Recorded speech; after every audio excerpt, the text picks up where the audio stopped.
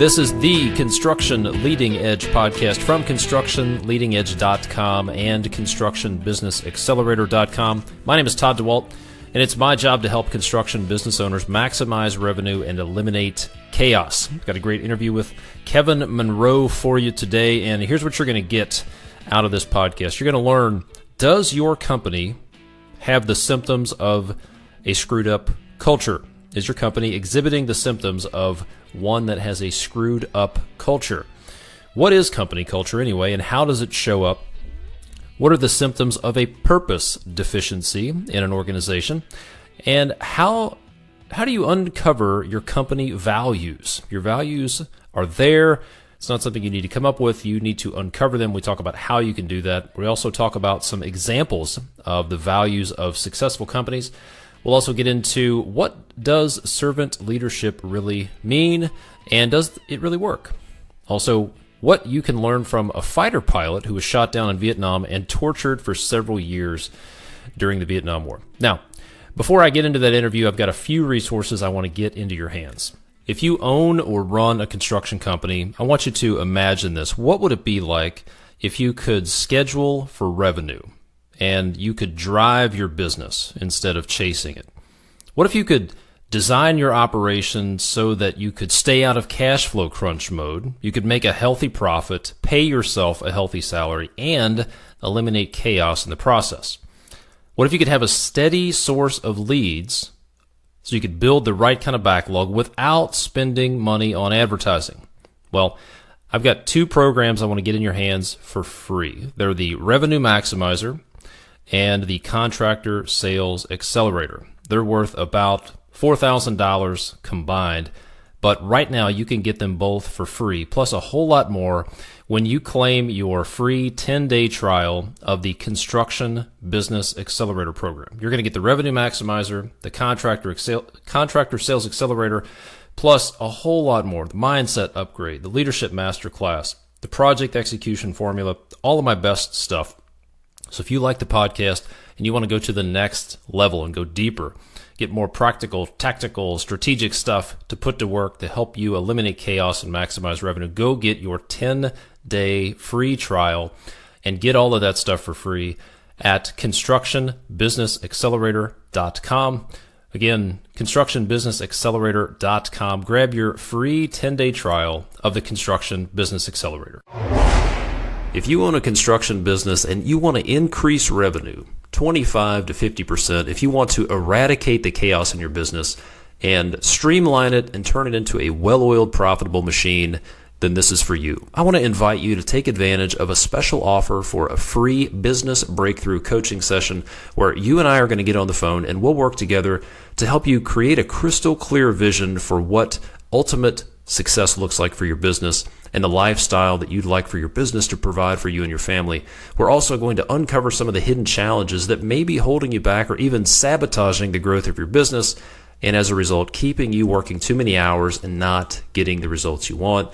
And when we're done, you're going to walk away from this session renewed, re-energized, and focused, maybe even inspired to get after it and turn your business into a highly profitable, revenue-generating, well-oiled machine. So if you want to take advantage of this limited time offer for a totally free business breakthrough coaching session, then all you got to do is go to ConstructionLeadingEdge.com/call. That's ConstructionLeadingEdge.com/CALL. And one more thing for you: if you own a construction business or you're planning on starting a construction company in the near future, I've got a free video series I want to get in your hands. Have you ever wondered, how do the big successful contractors do it? How do they grow consistently? Why don't they have cash flow issues? What are they doing that you're not? Well, I've got a free video series called The Secret Strategies of Successful Contractors that I want to get in your hands. And here's what you're going to uncover in this free video series. One hidden cost that causes a lot of contractors to bleed cash and they don't even know it. There's this new way of thinking that will help you drive revenue, deliver projects on time, and ultimately grow your business and take it to the next level. You'll learn about some of the things that big contractors do to succeed that very few small to medium-sized businesses do. And lastly, you're going to learn why some of the biggest problems you're facing may not be problems at all. So if you want to get this free video series, all you have to do is go to constructionleadingedge.com/owner, OWNER. Click the big red button that says, yes, send me the information, and you will learn some of the secret strategies of successful contractors. Now, without further ado, let's get to the interview with Mr. Kevin Monroe. Kevin, thanks so much for being on the podcast today. How's it going? Oh, Todd, man, it's going incredibly well, and I am so excited and delighted to be with you and your listeners today. Excellent. So let's paint a picture. I want you to imagine a scenario where you have just told a business owner, let's say a business owner has brought you in to assess his organization or her organization, and after spending the amount of time you need to, you come back with this diagnosis, and you say, your culture is screwed up. That's your diagnosis. Your culture is a disaster. You are spiraling out of control, and you have a culture problem. If you work backwards from that, what would be the symptoms that would lead you to that diagnosis, if that makes any sense? Oh, Todd, it makes perfect sense. And this is a conversation that I have frequently, and it's a topic of conversation that I engage with other friends in the consulting business and ask, hey, how long does it take you to reach that diagnosis? You know, if you walk in and you go, wow, this place is screwed up. Now, I would never say that immediately to the client. I'd find softer, gentler words to tell them that their culture is dysfunctional or screwed up. But what would I notice? Okay, so here are some things that I would notice the moment I walked in the door that helped me assess that. Maybe walking in the door, there's no one there to greet me, or the person that's there to greet me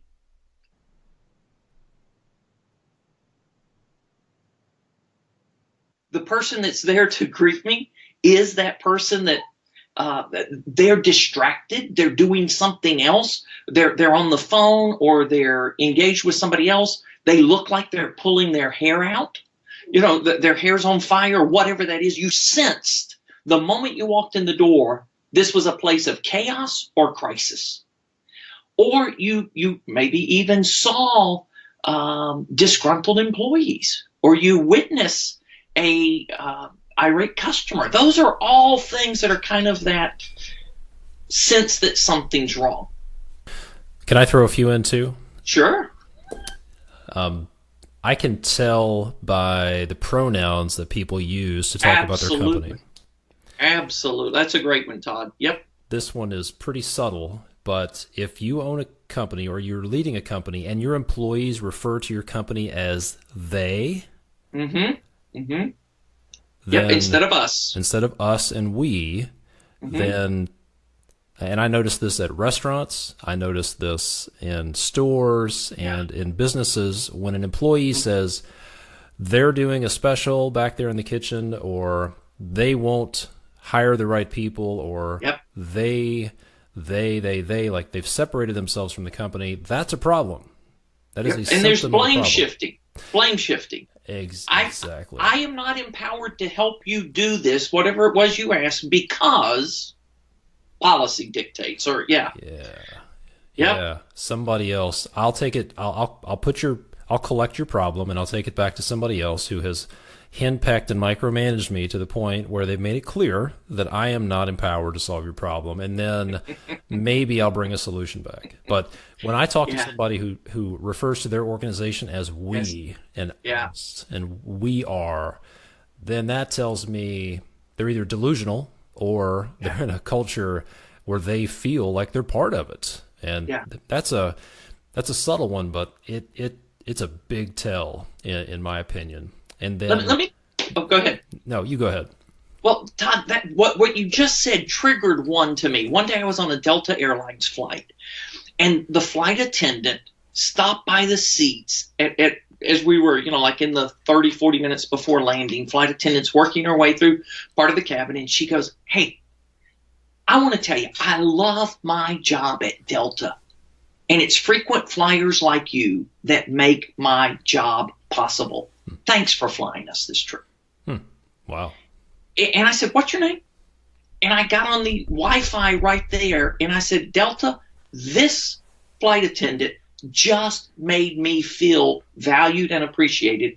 And she wasn't using the script saying, we want to issue a special thanks to our medallion members. If you're gold, silver, platinum, or whatever, right. Thank you for flying Delta. No, she made it personal. She looked us in the eyes and said, thank you. You're the reason I get to do what I do, and I love what I do.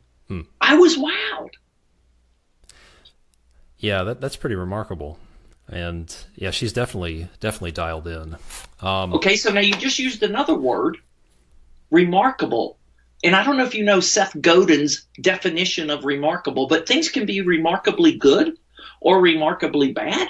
And remarkable is simply something that you remark onto someone else. It made such an impression, just like that Delta flight attendant. It was remarkable. I'm telling you the story, and this is probably 5 years removed at this point, but it's still impression in my mind. Yeah. Typically, the most memorable, remarkable experiences are generally negative. That's true. In my experience. True. Yeah. So, Richard Branson of Virgin Atlantic has been quoted as saying, take care of your employees first, and then they'll take care of your customers, and then your shareholders will be taken care of.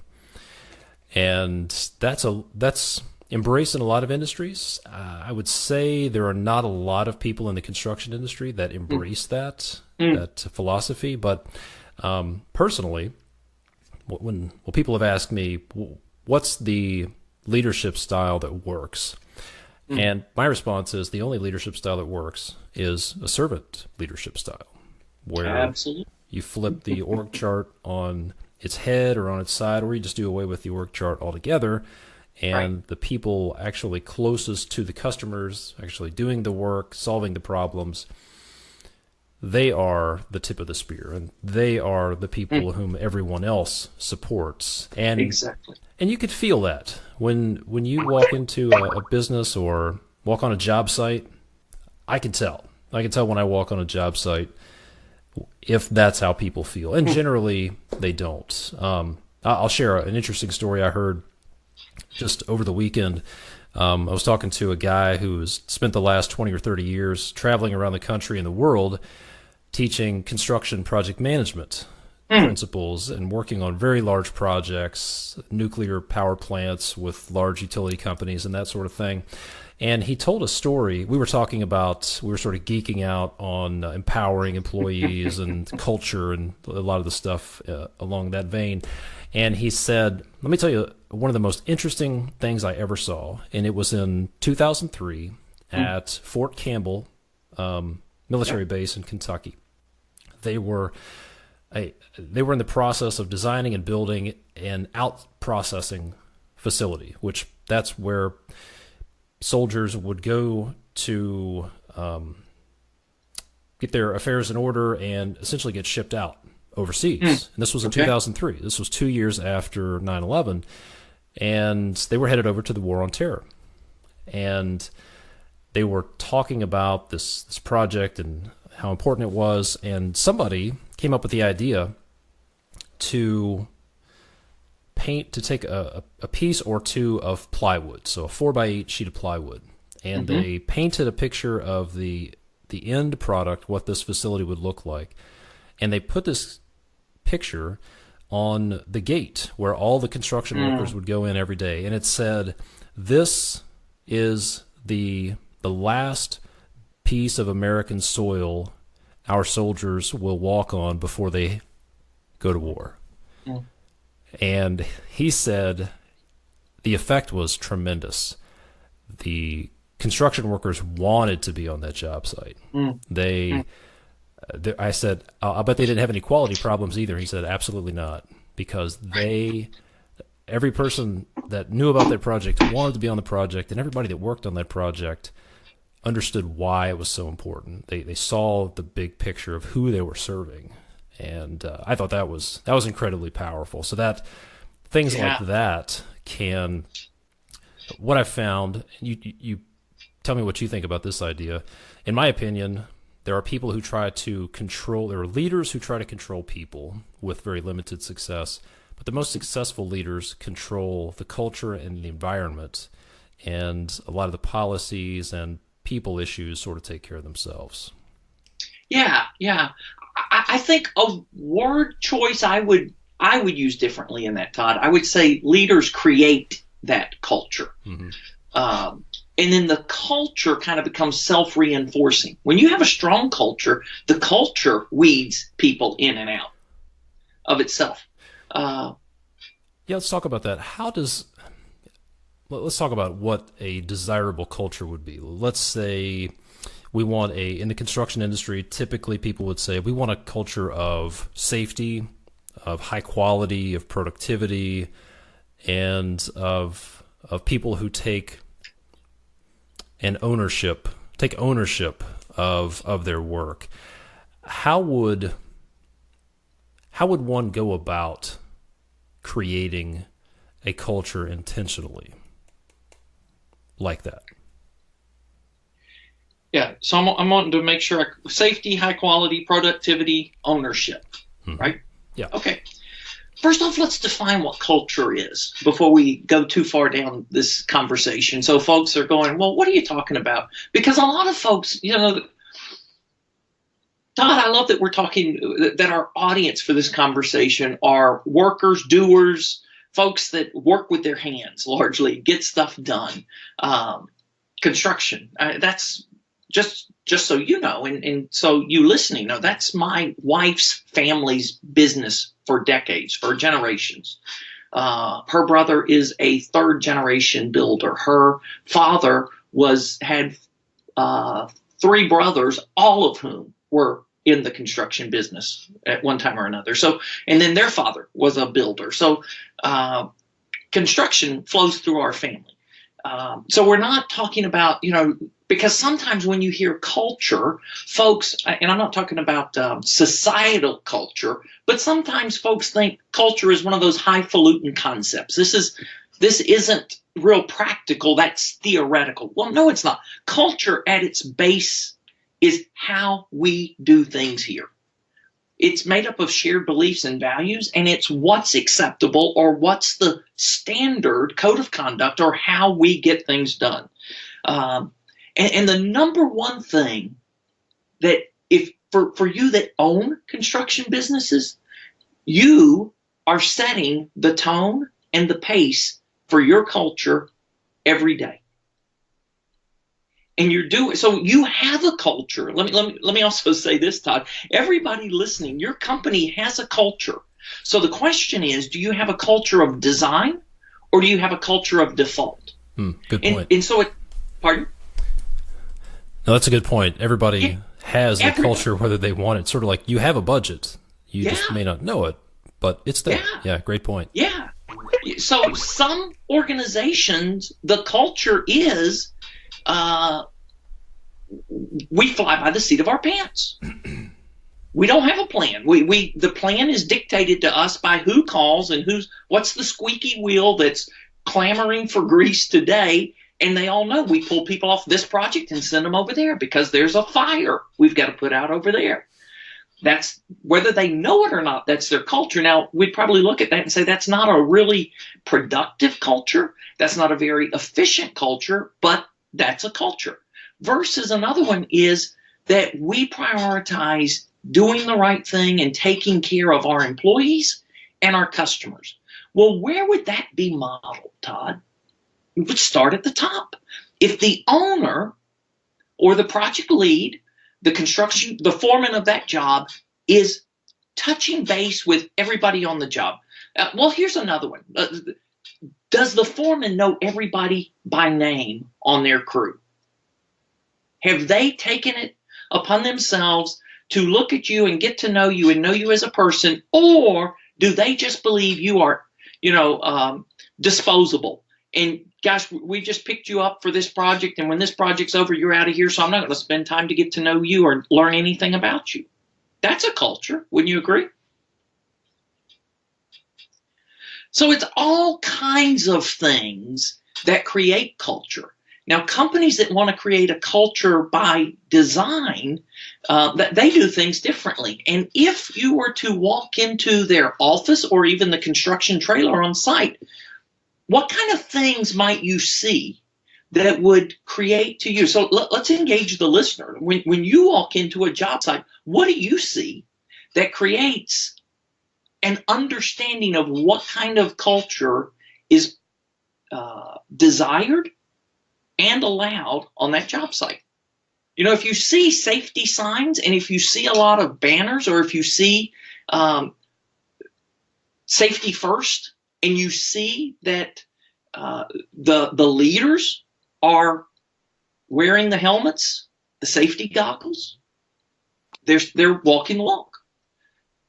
And then they're going to expect other people to do that. But if I come in and I show disregard for the rules because the rules apply to everybody else on the project, but I'm the leader, there's a different set of rules for me. Well, what does that create? Yeah, that creates inconsistency and questions and double standards. Yeah. Some people would say that they would question, why do I need to wear a hard hat if I'm installing ceiling tiles or installing carpets? And most job sites today, I've been on job sites where people were required to wear hard hats, safety glasses, high visibility safety vest, gloves, forearm protection, like almost body armor. And some, maybe even this guy, would say that's a little bit over the top for that particular task. But what it does is it sets a culture. It makes it really clear, right. Oh, safety's a big deal here. And right. This is extremely important. So sometimes you have to go a little bit over the top to make the point and over-exaggerate to get the message home that you really want. Yeah. Right. Yeah. Other things that I would say, or what are the posters that you see up and around? You know, what you shared about Fort Campbell, I mean, that's one of those that just kind of paints the picture, doesn't it? Here's what this is all about. Here's what we're doing. This is rallying everybody that comes on site. It's unifying us around a mission. And we all, now while everyone else may have different sensations of what that last memory of home brings up for you, is that a warm cooked meal? Is that a conversation with a loved one? Is that a hug? Whatever that is, it looks different for each person, but everybody gets an image. It allows everyone to have an image. Yep, gotcha. So to create a culture, what we want to do is we want to start from the top and make sure that the leadership who is setting the tone and the pace of the culture is actually being consistent with that culture. And I'll make a confession. This is something I realized years ago when I owned my business. I realized that, like, I caught myself sort of making fun of customers. Sometimes we had customers that would just do dumb stuff, and I would sort of laugh and poke fun at them with my team. And I realized I'm setting the tone. And that is not really, that's not creating the culture that I want. I don't want my people to treat our customers like that. So I had to take a hard look at myself and realize I can't do that because I don't want everybody else to do that. Right. That's a great one. Do we honor and value our customers? And if you honor and value your customers, then you wouldn't say things like, you wouldn't have a competition to tell the dumbest customer story. Can you believe they did that? You just wouldn't. Now, they may happen, and it may be something. Todd, it sounds like you are kind of like me, that are perhaps wired with this unique sense of humor, that sometimes dry sense of humor, and sometimes humor at the expense of others. Yeah, probably more than sometimes, but but accurate. You just don't say those out loud. Right. Yeah. So that's good. So the actions of the leader are hugely important to the culture. What are some other strategies to intentionally create the culture that one wants? Yeah. So here's one, and this is a big one. I really believe it's about taking time to understand and articulate the values of your company. And I'm happy to talk a little bit more about values, but this whole idea of values is understanding what matters most to us here, and then creating those in such a way that they're not just words on the wall. And I think of this, Todd, I've got to find this picture I took years ago. I walked in, it was a nonprofit organization in Virginia. I walked in, and they had this beautiful mural that was word clouds. And on the word cloud, there are probably 25, 30 words. You know, some big, some small, but they're just all of these words, and you're kind of like, okay, well, that's really nice. There's honesty, there's integrity, there's respect, there's trust, there's listening, there's care for the customer, all of this stuff. But you're like, well, what don't we do here? Where I believe organizations that really want to create culture, they come up with just a handful of values. 4, 5. I know some, I'll reference one that they have 6. And then you rank order those values. So what is most important here? What is our number one value? And this becomes that criteria for hiring new employees. It becomes criteria that everybody in the company can use when we have, if there's an issue that comes up on a project, and what construction project doesn't have issues? Something doesn't go right with the bill of materials, or something's with the plan. You're starting to build this, you go, oh, well, this isn't working out the way we thought, so we have to make a judgment call. Those type of things. Well, how do you make those calls? And values allow for this rank-ordered priority where everyone is. Now, let me be careful here. Not everyone will make the same decision, because they still may interpret what to do differently, but everyone begins to use the same set of criteria for how we're making that decision. And can you share a couple of examples of what some perhaps successful companies would use as their values? Yeah, I'll use 2. And one of these, years ago, you mentioned servant leadership. I'm a big believer in servant leadership. I've actually had the opportunity, and still do training on servant leadership. And a few years ago, had the opportunity to do sessions at Disney, both Disney World in Florida and Disneyland in Anaheim. And when I went into Disney University, we're in this area where, you know, not too many people get to go, and I'm serious. They were like, you can't take pictures back here. And I'm like, really? Okay. And I said that right after I'd taken a picture, and I'm like, okay, I won't share that. But they had this little double-sided or double-folded business card that every new Disney employee gets. And it was called their 4 basics. The 4 key basics: Walt Disney's vision for a great guest experience. And what was on the inside of this were their values. And let me walk you through the values, and then, because it's real quick in the Disney world, or Disney example, not just Disney World, but all Disney. Let me walk you through these, and then I'll give a couple of examples, and then I'll do one more that I think everybody in this podcast would recognize. But Disney, they have 4, and they are rank ordered: safety, courtesy, show, efficiency. And then they've made it personalized for everyone. When they explain what these are, they're written in I language.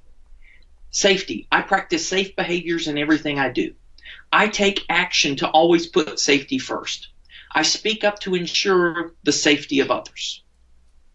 Courtesy: I project a positive image and energy. I'm courteous and respectful to all guests of all ages. I go above and beyond to exceed guest expectations. Show: I stay in character. If you've ever been to Disney, you know being in character is priority. I stay in character and perform my role in the show. I ensure my area is show ready at all times. Efficiency: I perform my role efficiently so guests get the most out of their visit. I use my time and resources wisely. Now, let me go quickly why they're rank ordered. And safety's number 1. So if there is an emergency, or God forbid something really tragic happened at a Disney property, show is the number third value. Mm-hmm. And that says I stay in character and perform my role in the show. Well, if there's an emergency and that emergency is such a high priority that you need to get out of character and act to respond to the emergency, safety's number one. So that tells you at that moment, you would know I dropped character to go take care of this because they're rank ordered. Another one, and I'll share a little different here, is the WD-40 company. And I've gotten to know Gary Ridge, who's been the CEO for years. And I'm pretty sure everybody listening has a can of WD-40 somewhere. Yeah. They have 6. And they're rank ordered. We value. Now listen, there's our we, not an I. We value doing the right thing. We value creating positive, lasting memories in all our relationships. We value making it better than it is today. We value succeeding as a tribe while excelling as individuals. We value owning it and passionately acting on it. And we value sustaining the WD-40 company economy. Now, the reason why I mentioned WD-40, I just love that they use this we language. Gary, the CEO, is from Australia. So he has deep roots of the Aboriginal culture, and they use the word tribe instead of teams. So when they reference, we value succeeding as a tribe. And I've had this conversation on my podcast with Gary before, walking through these values and how they develop them. And Gary's quick to point out that we value sustaining the WD-40 company economy is the 6th value. And the first value is we value doing the right thing. If ever anyone thinks that they can do something to sustain the economy, but it's cutting corners or it's being dishonest in any way, the first value is we value doing the right thing. So that trumps sustaining the company economy. We're only going to sustain the company economy by doing the right thing. So those types of rank ordered values provide decision-making criteria for everyone. So these values, are they to be created, or are they something that already exists and needs to be uncovered? What a great question, Todd. And I love that question. Here's my belief, is that they exist and they need to be uncovered. That there's somewhere, and this is one of the reasons why when I work with organizations to discover their values, I don't give them a list of 40 words or something, say pick off this list, because what they value may not be on the list, and that would take them somewhere else, and they go, I can only choose from these. But I think most companies, and if they're struggling, here's the way I found to get to this, is ask them to tell a story. Can you tell a story when you had to make a hard decision about what was, something that really mattered to the company? If they've not articulated their values, they probably begin to articulate them as they tell those stories. What sustained you during a tough time? When you were struggling, if there was a time you were struggling to make payroll, what were the decisions you made and how did you go about it? Well, all of a sudden you start getting into values. So I do believe they're there, and articulating them. So in our process, it's helped them find the word and then describe what that looks like in action. And that was where I was going back to the word cloud. First off, there were too many words, and then they're just a bunch of words. Harvard referenced a study. I think this was Booz Allen Hamilton that had actually done the study about values. And 90% of corporations in America that had values used ethical behavior or integrity. So that's an overused word. And unless you define it, that may mean something different. 88% mentioned commitment to customers. And then 76% cited teamwork or trust. So this idea, when you hear the WD-40, they're taking those concepts, but they're making them more visible and actionable. Not just, we believe in integrity. We value doing the right thing. Not just we want to take care of our customers, but we value creating positive, lasting memories in all our relationships. So that extends it beyond customers. That extends it to partners, to vendors, to suppliers, to employees, to the families of employees. So those type things, find your words, rank order them, figure out what's most important for you, and then begin to describe what it looks like in action. And then begin talking about it. Companies that really are value-driven, this would be a very common question in a weekly stand-up meeting or team meeting, staff meeting. Maybe you pick one value and you just go, okay, what did you see this last week that exhibited our commitment to creating positive, lasting memories in all our relationships? Yeah, I'll share an example of something I did a few years ago to help change, to set the values so that, and reward the kind of behavior I was looking for. I was running a company of about 40 or 50 people, and I decided that one of our values was we always go the extra mile. Yeah. We don't just do what needs to be done. We always do what needs to be done. We do the job, and we go above and beyond. So what I did was I set up a little rewards program called the Extra Mile Club. There you go. And gave out T-shirts and gift cards and public recognition. And I would ask for nominations every week or every month for people who went the extra mile. And we started telling those stories of how Jose or how Stanley went the extra mile. Everybody in the organization saw that being celebrated, and they knew, this is what really matters. We're not here to cut corners. We're here to go the extra mile. Jose did what he was supposed to do, and then he went a little bit further, and then he stayed a little bit longer, and then he did this. And, these guys, this is important. And absolutely, what I found was you could put something on the wall and it gets ignored completely, or you can say something to people and maybe they'll pick it up. But when you tell stories about it and you celebrate it, that's when people really, really start to get it.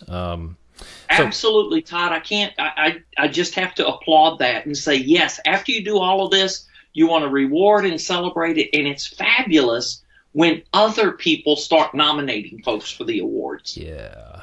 And there's just this process where anybody in the company can write up or, nominate someone for that award. So that then creates this, hey, we all believe this. We all are watching for it, and we're all celebrating it.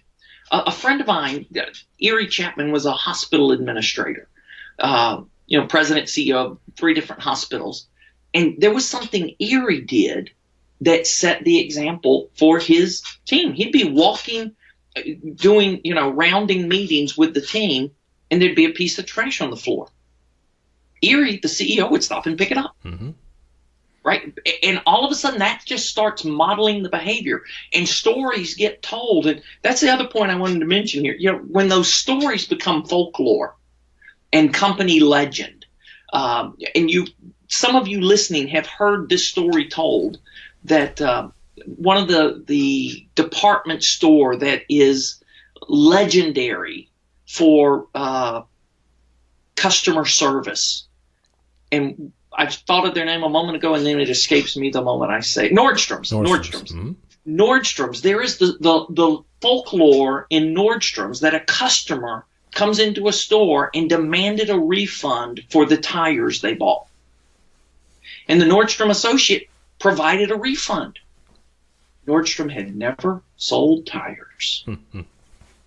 But that becomes legend. And then there's a legend like at Zappos. Yeah. Zappos, who then begins to measure things differently, because so many call centers, the metric is how quickly can we get folks off the phone and then get on to the next call. And you sense that if you're a customer calling that. Zappos rewards them. And there's the story of how long an associate stayed on the call with a customer and just talked them through all kinds of things, and it's just funny. But those things that you reward and celebrate, that's what's really valued in a company. Yeah, I've heard stories of people calling Zappos and asking the Zappos call center employee to order a pizza for them, and he would do it. Yeah. And I've heard stories at for people in maybe the Hilton organization or the Ritz-Carlton, that they have, every associate has the right to incur up to $2,000 of expense. That's the Ritz. To make That's the Ritz. Yep. To make a customer or a guest happy, to solve that. So that makes it really easy. That definitely points the way, and it makes. I love the idea of rank ordering your values. So it's really simple when it's time to make decisions. In construction, I would say it's very, very, very similar to Disney. It's safety. Everybody goes home. We all go home safely. That has to be number one. Otherwise, we failed. And then we have to rank order that, and then publish that to the entire team, and then tell stories about how those decisions were made and reinforce that. Absolutely love it. So I asked you at the beginning of the interview about some symptoms of deficiency, that are symptoms that would indicate to you that there was a culture problem. But let's talk about purpose. What are some of the symptoms of a purpose deficiency, either in a person or in a business? You can pick how you want to tackle that. Okay. Well, let's start with the business. A purpose deficiency,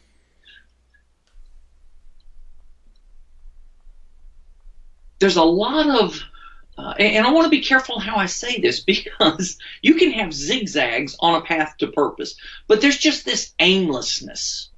And there's a lot of talk and energy devoted to something for a period, a month, a quarter, a project. And then all of a sudden, the next project comes along and the priorities seem to have changed completely. And folks are like, what? I thought this is what we were about.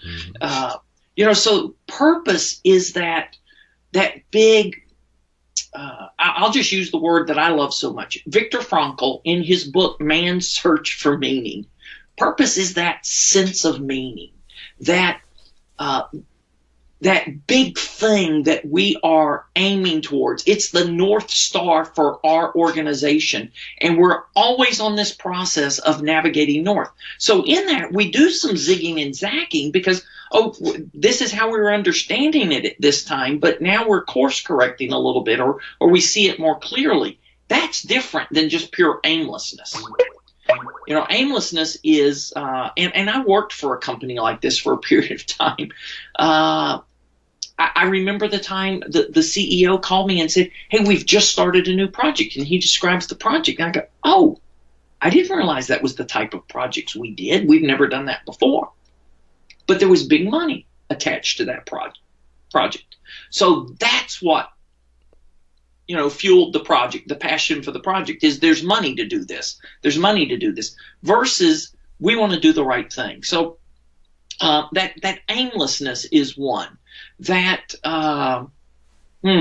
hopelessness would be another.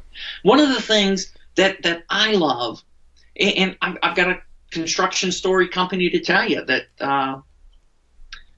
was purpose brings meaning and allows people, and this is what Viktor Frankl. So if you don't know Viktor Frankl was a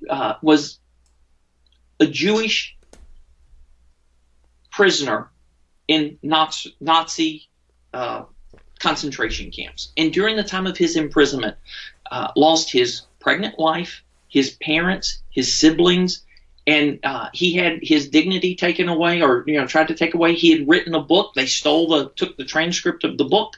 All of that was stripped from Viktor Frankl. But he said, what they can't take is my ability to respond. And he found meaning through his suffering. So when times are tough, and there's a great servant-led company, construction company in Dallas, Texas, and they were in very, very tough times.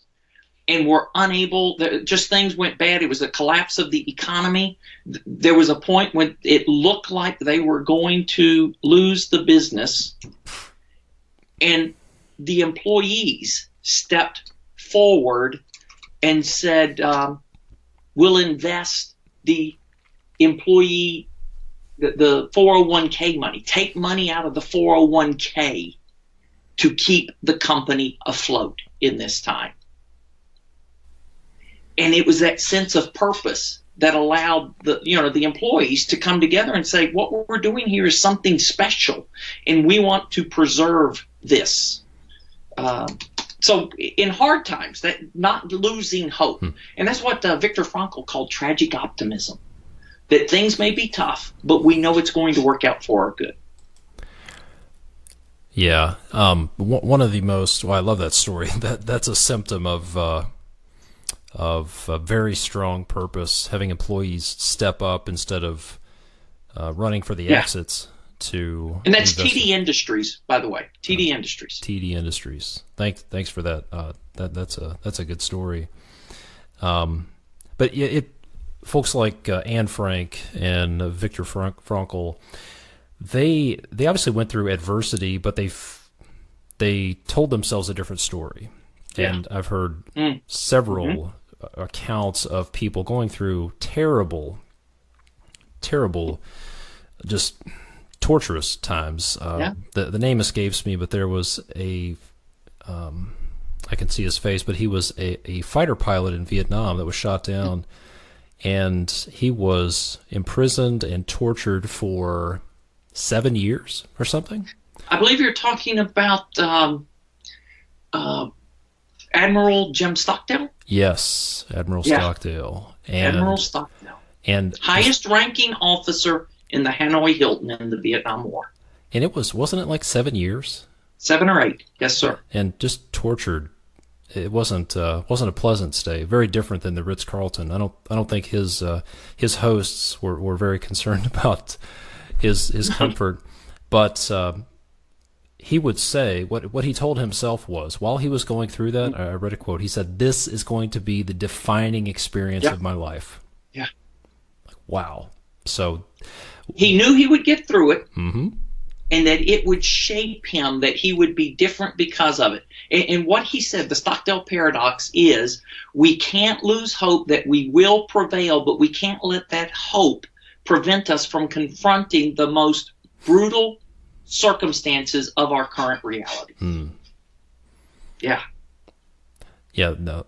It's one thing to read that, but to be able to live that. Yeah. But that's been one of the most transformational realizations I've had in the last few years, is that when things happen, the way I say it is there really are no bad things that happen to us. Right. There are things, and then there are stories that we tell ourselves about those things. And I think Shakespeare said, there is no good or bad in a situation except for that which we bring to it. So, there are things that happen, and we get to tell ourselves the story. And Admiral Stockdale told himself a much different story, and probably the story that was necessary to survive that. Yeah. And most people would tell themselves a much different story, that they would go into depression and go down a much different path. But this is one of the most powerful things that I coach people on, is when something happens, separate the thing from the story, and then you decide the story. This customer situation you're dealing with could reinforce this relationship. This financial adversity you're going through could force you to learn the skills and could harden you and prepare you for the thing that's on the other side. So exactly right. And it comes back to purpose, finding the purpose. And Admiral Stockdale found his purpose. And one of the things he did, correct me if I'm wrong, but his purpose was to protect his men while he was in there. Yes, it was. So a couple of things about that. One, there was a point in time that the Viet Cong were wanting to put him on camera to tell the story that all men were being treated well. And Admiral Stockdale knew that wasn't true, and he disfigured himself, injured his face, so they could not put him on camera to present the image that all men were doing well. Wow. Yeah, that's just profound. And then the other point of Stockdale, he was asked who didn't get out. And he said, oh, that's easy. That was the optimist. Those were the people that thought, we'll be out by 4th of July. We'll be out by Labor Day. We'll be out by Thanksgiving. Set arbitrary deadlines for when their deliverance would come. And after a period of time, when that didn't come, they died of a broken heart, is what he said. So for him, he had no idea how long this would last. He knew it would be the defining moment of his life, but he knew somehow he would get through it. And then the story the way you were saying the story we tell reminds me of a quotation I use all the time. Anais Nin said, we don't see the world as it is, we see it as we are. So we all have these filters. And so that's a question to really to ask you listening. What's the story you're telling yourself about this situation that you're in at this moment? Whether that is a story of really good times and you're saying this is just because of my brilliant leadership, and maybe it is, or maybe there were just a bunch of good circumstances and you really need to tighten up. Or if more importantly, if you're in hardship and are you believing that all is gone and we're not going to make it through and the sky is falling? What can you find hope in? And what can you find to be that organizing purpose? Purpose as an organizing principle that helps you power through your most difficult circumstances and situation. Yeah. And I was actually just reading something this morning. This is... So if you think James Stockton had a crazy philosophy, this is out of the book of James, chapter 1. Consider it pure joy when you face trials of many kinds, because you know that the testing of your faith produces perseverance. Yeah. So count it all joy. Do the math.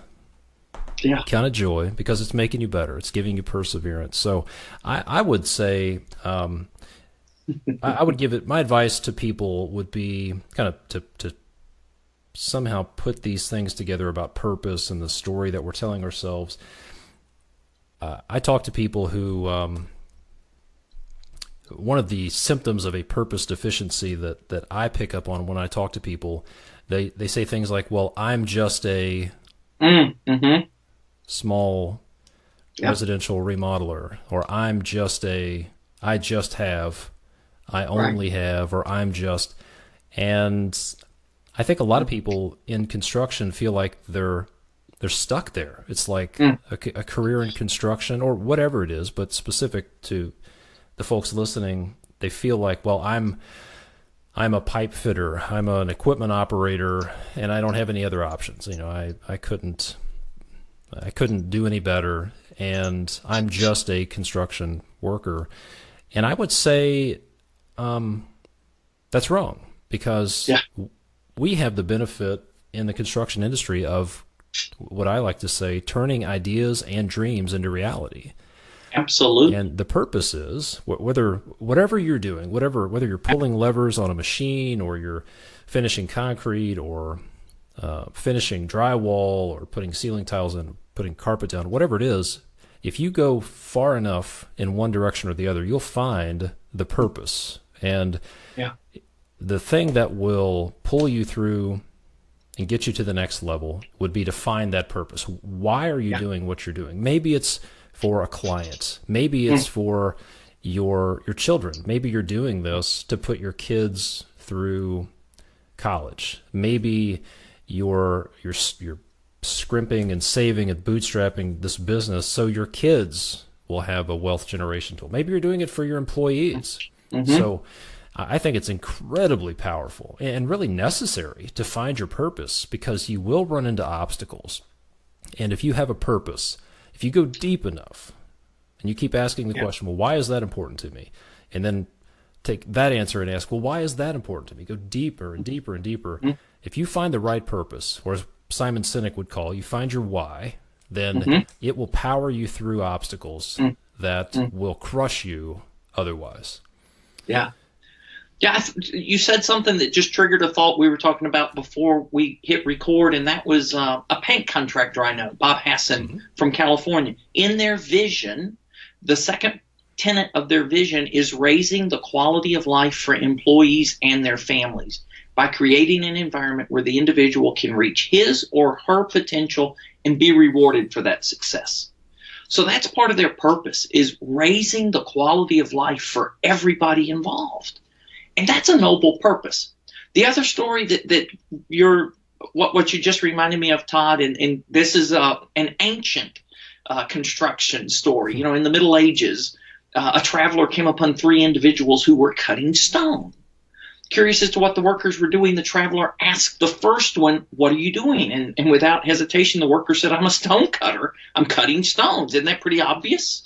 Okay, so he goes to someone else, another stone cutter, and he says, "What are you doing?" And he said, "I'm a stone cutter and I'm cutting stones to earn money to support my family." Also a very valid answer. Then he goes to the third one, another one, and he says, "Sir, what are you doing?" And the guy stopped for a moment, stared at the stone in his hand, looked at the guy and said, "Sir, I'm building a cathedral." Right? So all 3 of them are doing the same work, but they each had a very different perspective. And what was really amazing, in this generation, the stone cutter would not live to see the completed cathedral, because this was one of those cathedrals that took 100 years to build. But he was building a cathedral. Yeah. So, yeah, what's your perspective? And that's the other thing. This is what I know we're probably way out of time or getting close to it. Purpose puts meaning in the menial. There is no menial task when you're doing it through the lens of purpose. I like that. Purpose puts meaning in the menial. Yes, it does. Yeah, that's good. So, yeah, we are running out of time. I think we could probably go down another rabbit hole, but I don't know that we'll come out for a while. So this has been great, Kevin. I appreciate this. Great conversation. Thank you. And I think to bring it home for the people listening, here's my theory. All right. My theory is, in the construction industry, we do not have a skilled workforce shortage. All right. I call it the skilled workforce delusion. We are deluded thinking that there's this silver bullet and it's going to solve all of our problems when we just hire more people. And if you look if you pull the rug up a little bit to look at everything that's been swept under there, and you look at some facts, you'll see that we have an incredibly high separation rate. We have a high turnover rate in the construction industry, and it costs a lot of people. It costs a lot of money to bring new people in, and I love what Mike Rowe is doing. Absolutely agree. We need more people in the industry. We need people going to trade schools. We need electricians and pipe fitters and steam fitters and carpenters. But if he succeeds and he brings 100,000 new people into the construction industry and they show up for their job and they have a boss, or they show up into an organization with a boss who believes in the old rule with an iron fist micromanagement, and it's a terrible culture, and they hate it, then all of Mike Rowe's efforts and all of the scholarship money and all the things trade schools have done will be for naught, because they'll leave and they'll go somewhere else. And so we have a big tangled spaghetti mess of underlying problems that are presenting themselves as a skilled workforce shortage. And one of the big problems is culture.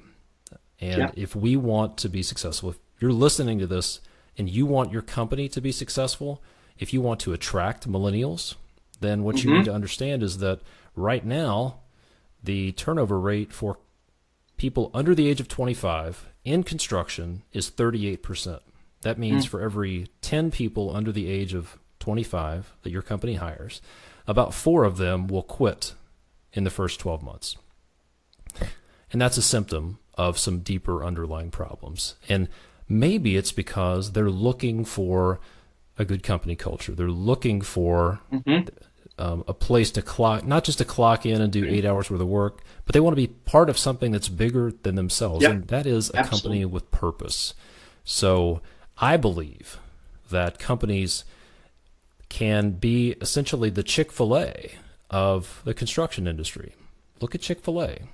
They have dominated the fast food industry. They have the highest revenue per store of any restaurant in the industry, and they're beating the pants off the rest of the competition with a workforce primarily made up of children under the age of 18 who all say, "My pleasure," and they wear belts. And mean it. And they mean it. Yeah, and they mean it. They stand out in the rain and they take your order, and their stores are only open 6 days a week. So this is not pie in the sky.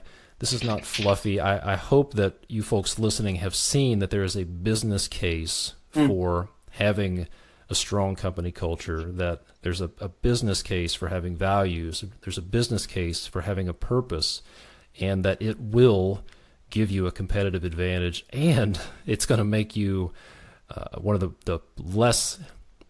harder things to quantify is it's going to give you a more fulfilled life because you'll be living Absolutely. with purpose. So, well, Kevin, this has been fantastic. If people want to find out more about what you're up to, I know you have a podcast and you help companies with some interesting things. Tell us a little bit about what exactly you do, and then where should people go if they want to learn more about what you're up to? Okay. Thanks, Todd, and thank you for listening. Thank you for allowing us to spend this time with you, because, here's what I know. You have a choice of what you listen to, and if you choose to listen to a podcast, it's because you're getting value from it. So if you're listening to the end, thank you. That really says that Todd and I did something right today in this conversation, and you're benefiting from it. So I do the Higher Purpose Podcast. You can just type in the word Higher Purpose Podcast, and we talk about what it means to pursue purpose in business, leadership, and life, any level there. Something I'm excited about, and if you're really interested, you hear this about values, and you're thinking, well, gosh, we need to tweak our values, or we want to understand what our values are. I'd invite you to go to 28-Day Sprint, 28daysprint.com. We'll have a resource for you to help you create your values, articulate your values, integrate them into your work in just 28 days. Very cool. What about social media, or is there a way for people to follow you, whether it's Facebook, Twitter, etc.? Facebook, Kevin Monroe. I can give you that to put in the show notes. Okay. I'm on Twitter at Kevin_Monroe, and I'm on LinkedIn at Kevin Monroe. All of those. And Twitter, LinkedIn, and Facebook are the 3 primary I do. And then we also have Higher Purpose Community, which is just a free Facebook group for folks that are looking to, be inspired and encouraged on their journey of purpose. Great stuff. Well, I appreciate what you do, Kevin, and I really appreciate you being on the podcast. This was fantastic. Thank you for having me, Todd. And again, thank you for listening.